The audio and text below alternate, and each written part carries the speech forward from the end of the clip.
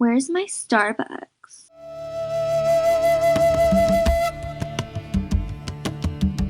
Transmitters? We don't need no stinking transmitters. That is correct. We have no need of transmitters here.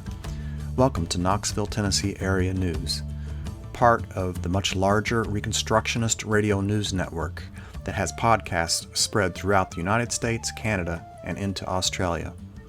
I'm your host, John Cummins. This program features local news stories from the Knoxville, Morristown, Sevierville metropolitan area of Tennessee. We bring you news with an ethical, judicial perspective that you may not have previously considered. The background music you hear is called Desert Rain from the excellent Dutch band Trinity. You can find their music at bandtrinity.com. Let's get on with the news.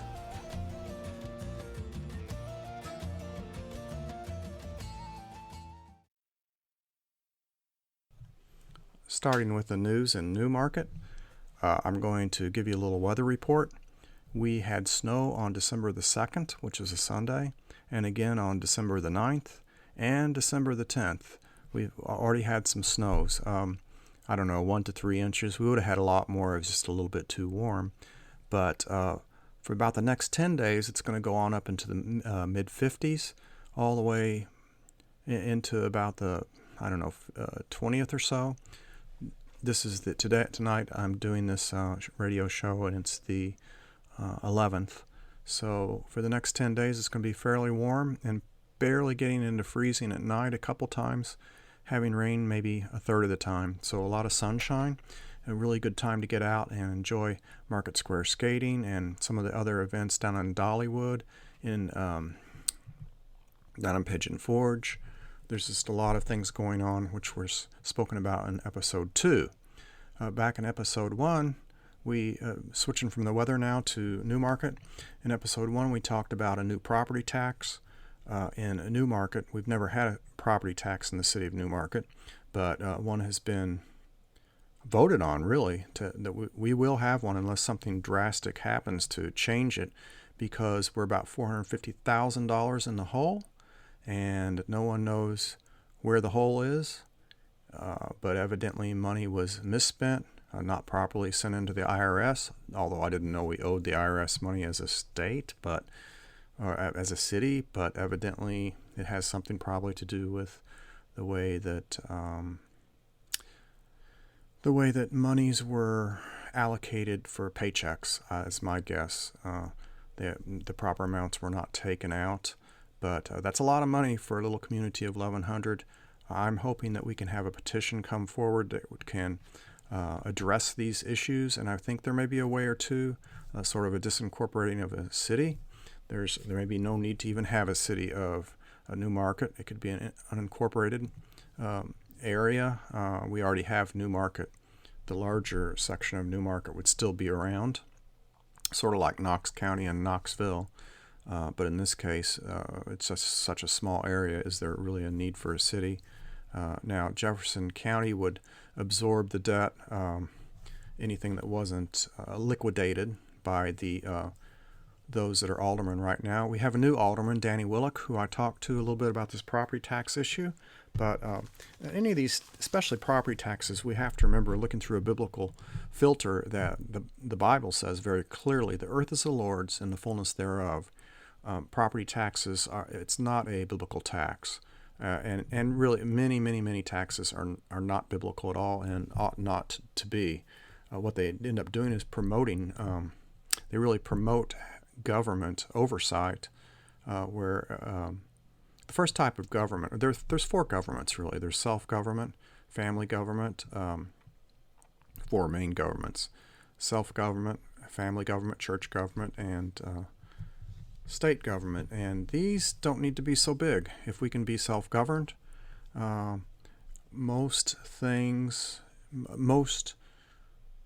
many things that are responsibilities that are given over to government officials that ought to be done by church, home, family, and self. But that's not mere opinion. That's biblical fact. So that's where a lot of the monies go. Now I want to go on into looking at Jefferson County. and another tax that's being projected. The county in Dandridge, they want to vote on Exit 417 TIF. The TIF is a tax increment financing plan for the 417 Southwest Commercial Park. This is an interstate development expected to generate $61 million in annual sales and create 220 new jobs. Now, we see this over and over and over again all across the United States, and here in this one county alone, Jefferson County, this is the third time that I've seen in the last 10, 12 years, maybe 15 years, that I've seen this kind of thing come through.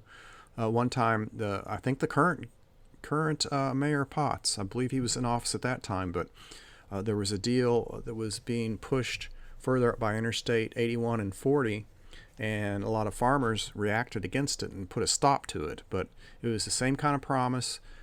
But in that case, it was done very secretly. They had hired some kind of financial guru from Georgia or somewhere, and they were doing a lot of secretive stuff, and there was a stop put to it. Now, what happens is we get these promises of a bunch of jobs, but note, on the front end, it is the taxpayer paying. This is $2.5 million. And then there is another, switching from that. Oh, and I wanted to say that regarding that, there's not been a vote on that yet. There was supposed to have been, but the official vote is not going to be until they're going to have a special called session of the Industrial Development Board for the Jefferson County Commissioners on Monday.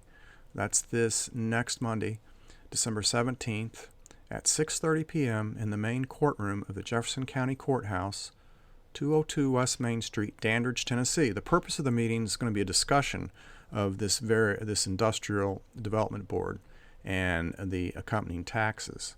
I don't know if they're going to vote. It says a discussion and action related to it. So they may vote, and I don't know in these meetings how much input the people have, but I would love to see a lot of people there and let them stir up a ruckus, you know. So now, here goes another tax. One way or another, it may be indirect, the money already there, but the schools already have approved for Jefferson County High School $2.4 million in reserve funds to go basically into fixing up their synthetic turf expansion of the running track. Athletics. 4-2 vote after lengthy discussions.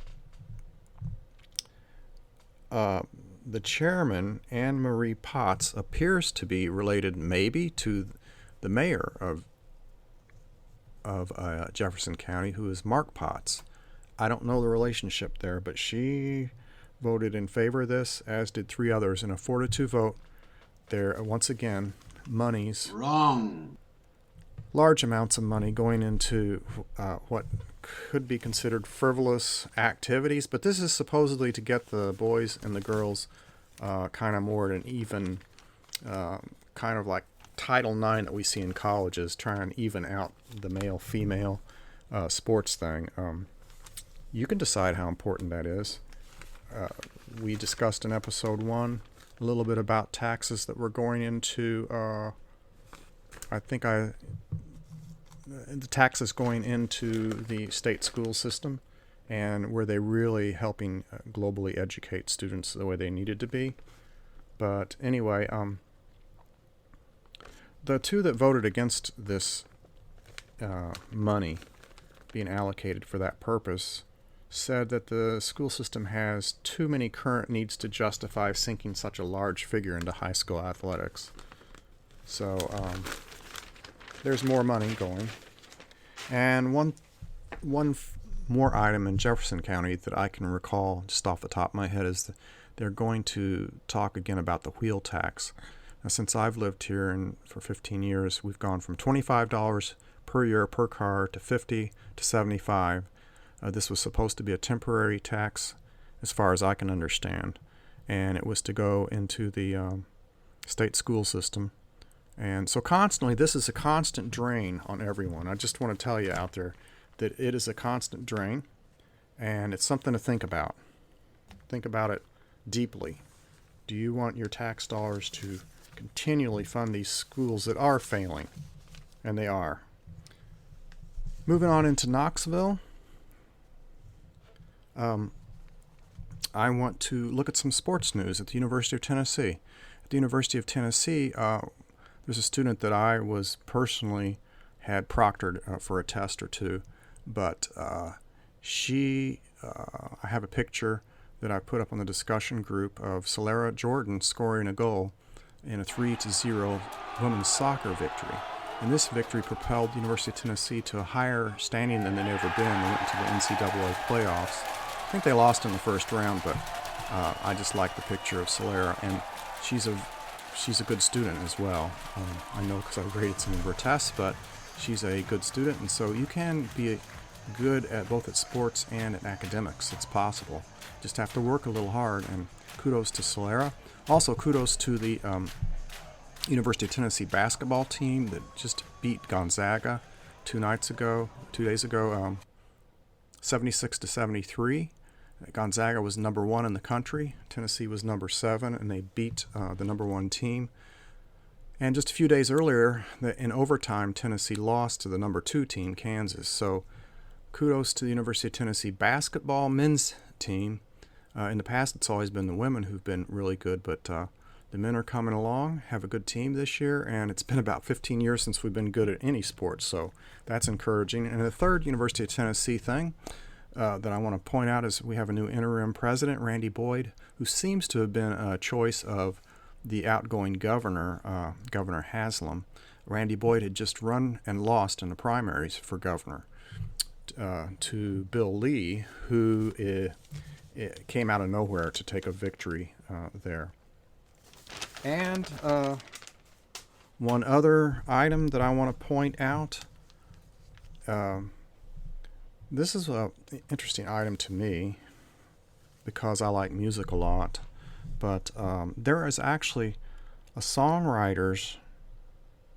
songwriters association in Knoxville, the Knoxville Songwriters Association, and they have an annual membership due of $30, $15 if you're a writer under 21 years of age, and you get to have your song critiqued. You get to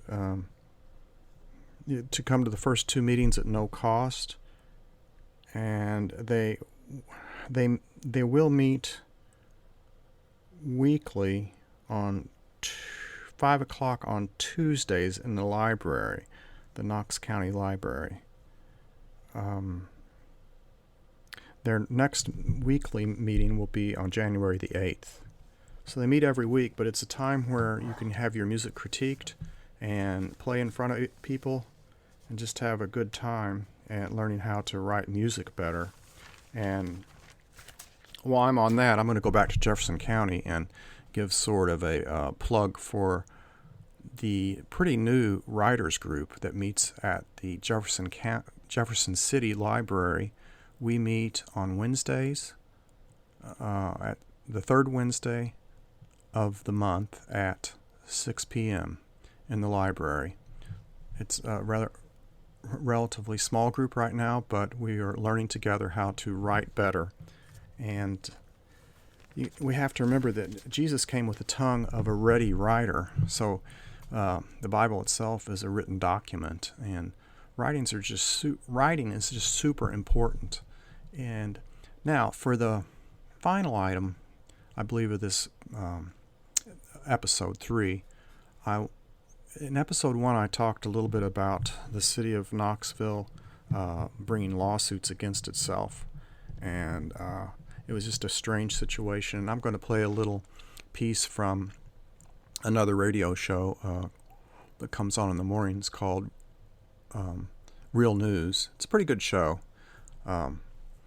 Anyway, it'll be the mayor of Knox County talking to the announcer about the lawsuit that we talked about before, but it seems like it's pretty much been solved and is not a problem anymore. But for about a year there was a lot of money being spent by taxpayers once again just for the city to sue itself. So I'm going to play that, and then there's one more item on a police shooting, and very disturbing. There aren't very many details. I'll bring that up and tie the show up at the end, the very end, with that, and talk a little bit about the police and their purpose and how much do we or do we not need them. So the next little section is going to be with County Mayor of Knox County, Glenn Jacobs. Money. And where are we now with this? The lawsuit's been dismissed. Okay. We have a settlement, and basically just everybody has to sign off on the settlement. What is that? What does that mean for those county employees? Are they looking at less of it? No, they're still the settlement is basically the policy. Okay, so they get up to 43 days, which also the when we look at the fund, it's 98% funded for the 43 days. So it's not going to cost the taxpayers any more than they're already paying. Okay. It's already been actuarially figured into the plan. So it won't have any impact on the taxpayers, and it won't have any impact on the retirees either. Because again, it was just a couple people that decided, hey, we're going to see how much we can get, and then that blew up on everyone. And procedurally speaking, again, we only have about a minute or two left with it here, but procedurally speaking, how does this involve your office? What is your pure purview within an ability to do or say something about it? Is it just rhetoric alone? I'm the chairperson of the pension board. Gotcha. So actually, it was very strange because the pension board was being sued. So I was being sued, but the law director is also my lawyer as mayor. So I was being sued by my own lawyer in this case. It was a very bizarre situation. Right. And is this something you've come to expect? Not this particular thing come to expect in general, but I'm talking about stuff that you're stumbling across now, getting into this job. Is it something that's you're getting under your belt a little bit? I think so. And that was a unique situation. And again, I don't think the law director was doing anything evil or nefarious. He was, he had an issue and was trying to work through it. So it just turned into one of those situations where you sort of scratch your head and go, right. Why is this happening? And I'm sure that we'll, it's just like everything else. I mean, when human beings are involved, some of the weirdest things happen, right? And I don't think you can ever say, gosh, I've seen it all. I mean, I've only been there 2 months, but I don't think you'd ever say you've seen it all because something different's always on the horizon. And let me ask, too, we on the way out here, last 60 seconds, you're brand new to this, but how have you so far been able to work across the hall, so to speak, with the city government going on? Mayor O'Hara's been wonderful to work with. It's one of those things that it's the same with her and Mayor Burchett. I mean, certainly I think that we have some politically ideological differences. We just have to put those aside and work together on the things that we can and then agree to disagree on the things that we can't. What happens is, and we see this so much at the federal level, is everyone, all they want to talk about is the things that they disagree about. And that becomes the focus. Instead, I like to focus on the things that we agree about and the things that we disagree about. We can talk about that later. Yeah, I hear you. So, as you heard from that little section between the mayor of Knoxville, or Knox County, and the situation of the government suing itself has been taken care of, but it did take a year and a lot of taxpayer money for this kind of nonsense to get solved. But going on to the last two stories, the first one is about the police in Knoxville, and this is, I don't know how many times in the last 2 years policemen have felt threatened and ended up shooting someone and killing them. And it's hard to get details, but on the 26th of November, which was a Monday, the Knox County Sheriff's Office investigated an officer-involved shooting.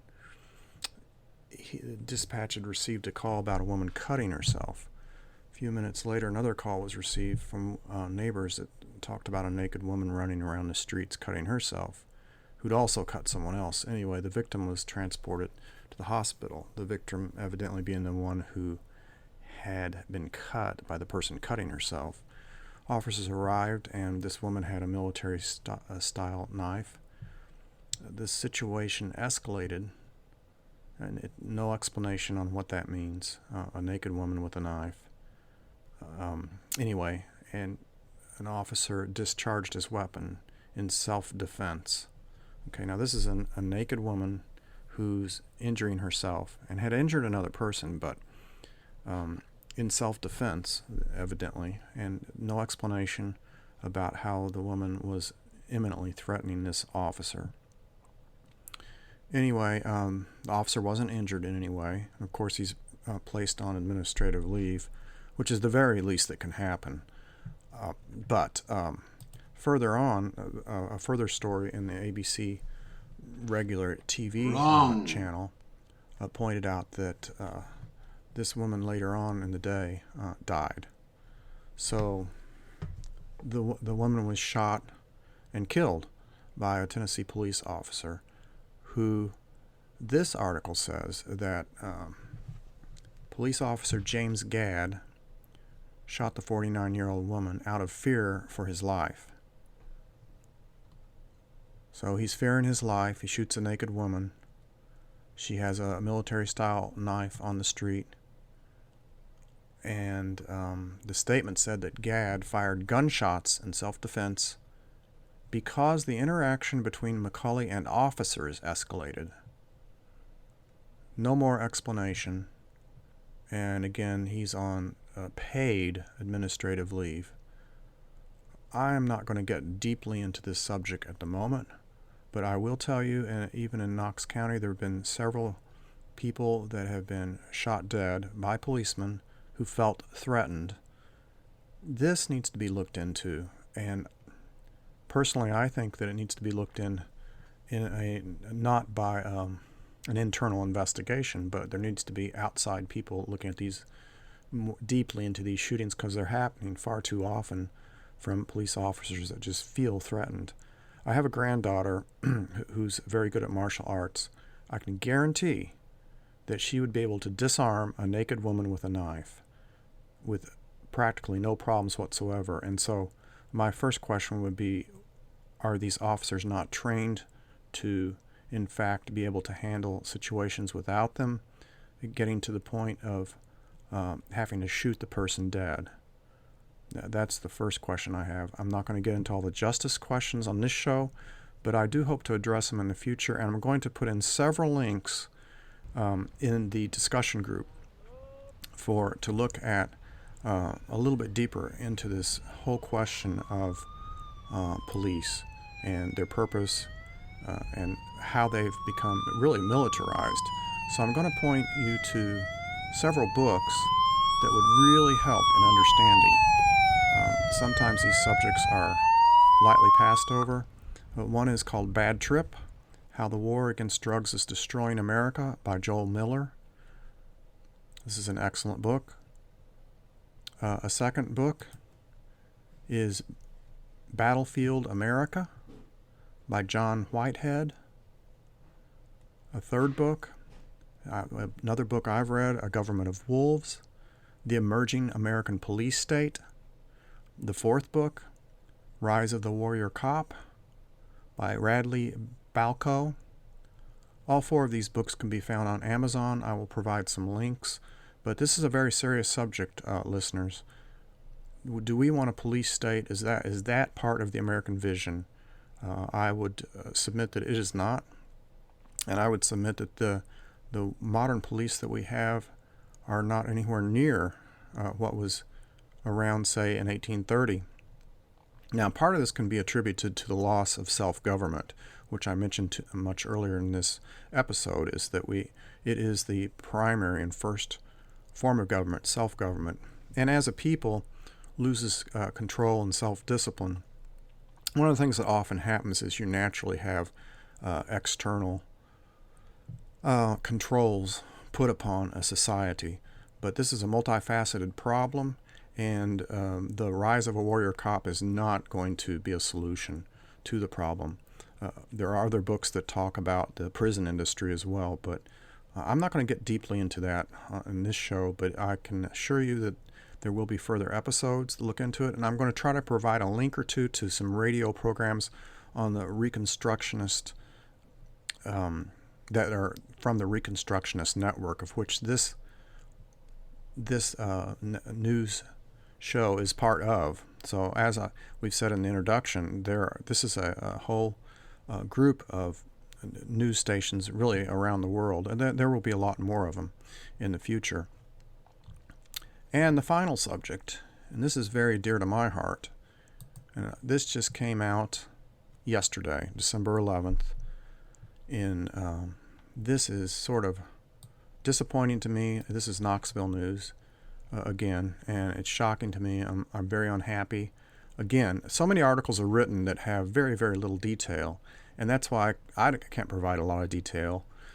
We need to have some reporters running all over the place, digging, and maybe we'll have some more in the future that can dig deeper, but all we get really in a lot of cases is what the newspapers or radios put out, and they're very scanty. Normally there's very poor reporting, what I would just say, very scanty and reduced reporting, so there's more questions often in news articles. Now, this program hopefully will address some of the theological underpinnings and presuppositions that go behind the articles and what's happening. But this is the article. Nashville abortion patients are now being sent to Knoxville. Women that have been seeking abortions in Nashville are now traveling hours outside the city, but they're bringing them over to Planned Parenthood in Knoxville. This is very disheartening because we used to have 3 abortion mills.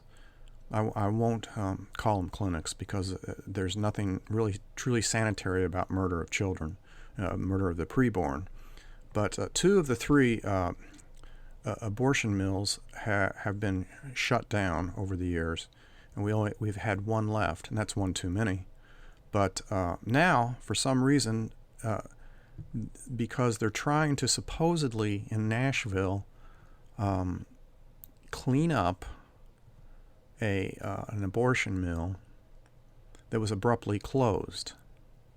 Now, I don't know how you make a killing center, a murder center, clean. But anyway, they're concerned for some reason in making them cleaner. And according to the Tennessee Department of Health, over 9,000 babies were murdered. They say aborted, but they're aborted in the state in 2016. 700 were from Knox County. 14,000 were performed in 2008.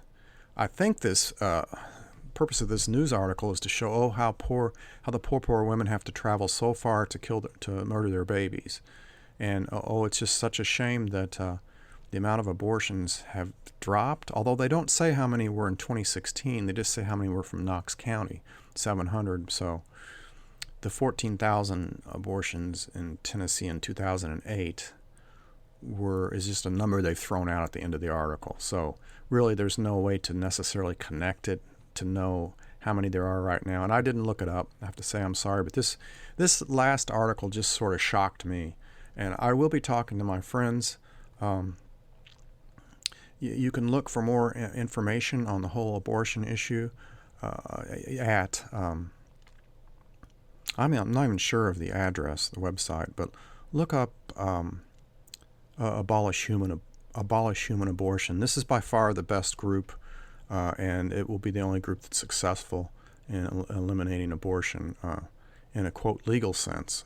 Although Roe versus Wade is simply an opinion, this is something people don't really understand, but Supreme Courts do not and cannot make law. They simply offer opinions. These opinions can be ignored and should be ignored by every governor from every state. But that's not being done yet. We pray that men will become statesmen and operate and function like men and resist this tyranny coming out of the Supreme Court, because it's totally tyrannical. It's not unlike the Dred Scott bill, which was overturned when they used to have to. Basically, slavery was people had to return the slaves to the slave owners and that kind of thing. That was also a Supreme Court decision. The Supreme Court only offers opinions. It cannot make law. Governors can resist it, and I would call on Bill Lee, the governor of Tennessee, to resist Roe versus Wade. That's the simplest way of dealing with this situation. But anyway, for those in Knoxville, we have our work cut out for us, because the amount of babies, the preborn being murdered, is going to increase, at least temporarily, in this area. And so I would ask everyone to join the abolition movement. And that's all I have for right now, but I will provide the links for these books. I highly encourage you to read up and learn a little more well beyond what a radio show can do specifically about the police. That's often called the thin blue line. I would say it's becoming a thick blue line, and it's nowhere near what it was even 100 years ago as far as the way that the officials act is different. And these books need to be read, and I really can't cover it in a short time here, but can send you some links. Thank you very much for listening, and that is all of episode 3, or I was going to call it 2B, but we'll go ahead and call it 3. And the reason I've kind of rushed through this is because I want to try to do these shows every other week at least, just to start with. So every couple of weeks you'll get a show with some news information. Thank you very much.